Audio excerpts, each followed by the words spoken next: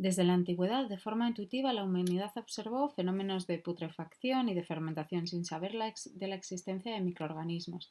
También observaron que algunas enfermedades se transmitían de personas enfermas a personas sanas. Y estas observaciones son bastante antiguas, pero no es hasta 1546 cuando Girolamo Fracastolo publica o escribe este libro, un tratado de epidemiología de enfermedades transmisibles, y hace referencia a posibles elementos causales de esas contagioni y los llama gérmenes de contagio. En 1663, Anton van Leeuwenhoek es el primero que hace las observaciones de microorganismos en un microscopio que él construyó y los denomina animálculos. En 1665, Robert Hooke observa las primeras células del corcho y se establecen los principios de la teoría celular. En 1735, Linneo clasifica las bacterias en géneros y especies, al igual que había hecho con otro tipo de organismos. En 1798 es cuando se empiezan los principios, o es la primera vacunación, que si se puede llamar de alguna manera a lo que se llevó a cabo con la viruela, exportándose por barco a América. Recordamos que aquí en la vacuna de la viruela, con Edward Jenner, se pasaban, se ponían en contacto pústulas de niños enfermos con niños sanos para que produjesen anticuerpos. En 1840 tenemos a Henle, que establece los criterios para demostrar que los microorganismos eran causantes de las enfermedades en el hombre, escribiendo así la teoría de los gérmenes. En 1847 se demuestra, o es el primer registro por parte de Semmelweis, de la importancia de la higiene, y demuestra cómo el lavado de manos reduce en gran proporción las infecciones del puerperio después de los partos. 3 años después, el padre de la epidemiología, John Snow, demuestra cómo Vibrio cholerae se transmite, cómo el cólera se transmite por agua contaminada desde un pozo único en la ciudad de Londres, y establece el primer mapa epidemiológico de la transmisión de esta bacteria. Llegamos a 1856 con las primeras fermentaciones microbianas por parte de Pasteur, y este descubrimiento viene del estudio del enrarecimiento de la cerveza y el vino, que venía estudiando desde hacía varios años. En 1862 establece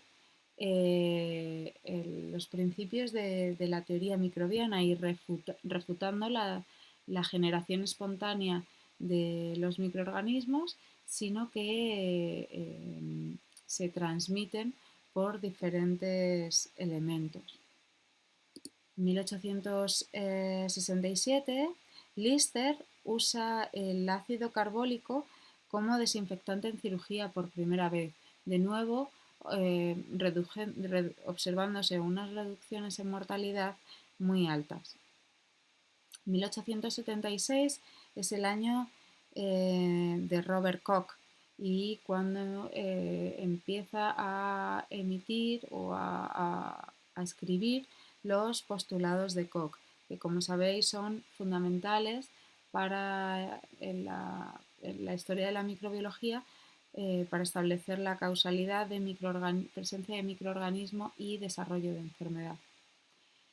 En 1879, Albert Neisser, que también es codescubridor del agente de la lepra, describe por primera vez al gonococo que llevará su nombre.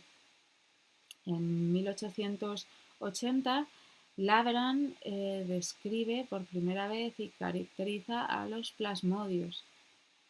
En el 81, no sé por qué no sale, pero de nuevo es el año en el que Pasteur publica su vacuna frente al carbunco.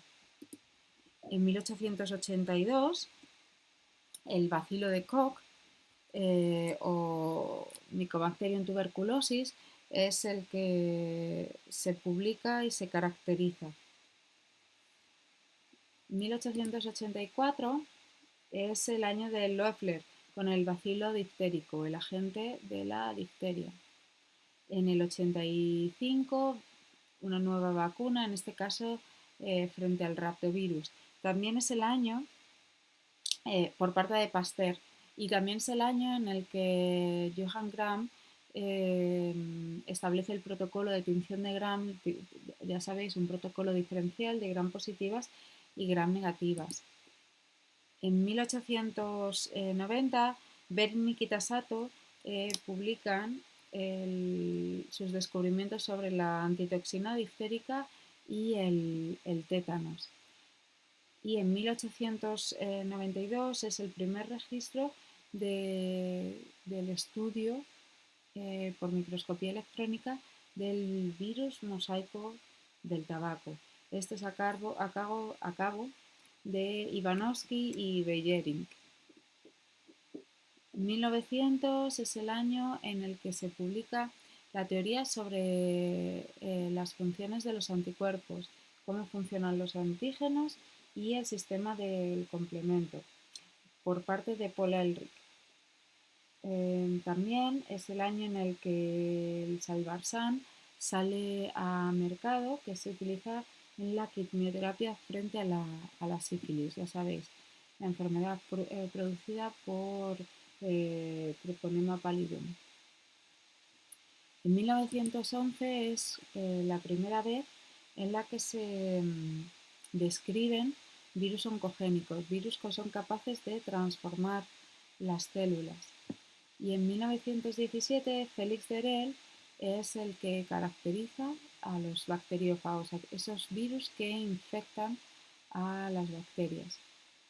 Además, Félix Derel desarrollará una posible aplicación de estos fagos de manera terapéutica. 1928 es el año en el que Griffith demuestra no solo que el DNA es portador de la información genética, sino también demuestra que son los microorganismos los causantes de enfermedad.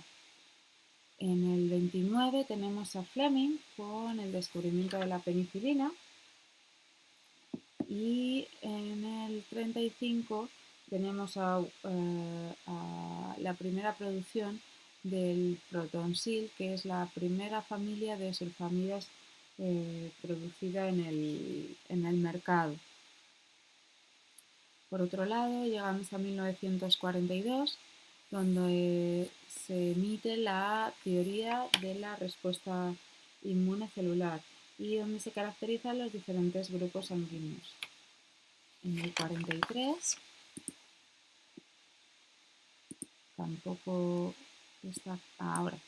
En el 43 tenemos a la streptomicina con Waxman, donde, como podéis ver, apenas hay 8 años entre la penicilina. Bueno, la penicilina es un poquito del 29, pero entre la penicilina y la streptomicina hay muy poquita diferencia temporal, y el gran problema era poder producirla en cantidades significativas.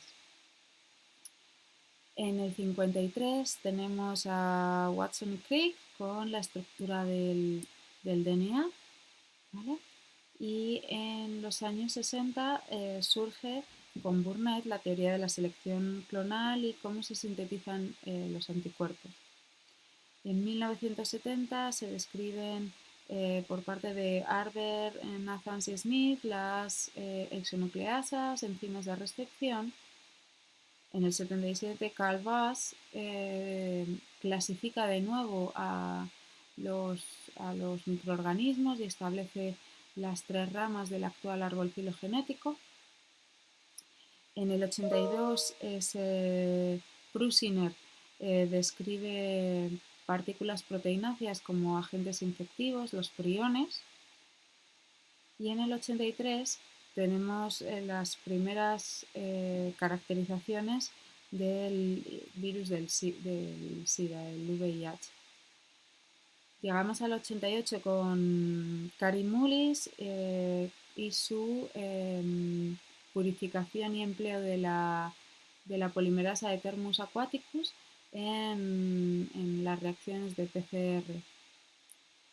En 1990 la terapia génica tiene su boom y en esta terapia génica se aplican o participan también agentes de microorganismos. En 2003 el proyecto mundial del genoma humano se da a la luz y se publican, se empiezan a secuenciar el genoma humano. Hasta 2010 tenemos diversos acontecimientos importantes en microbiología, pero quizá por rescatar alguno significativo diría que en 2010 con la gripe aviar en el sudeste asiático, que se extendió hasta parte de Europa.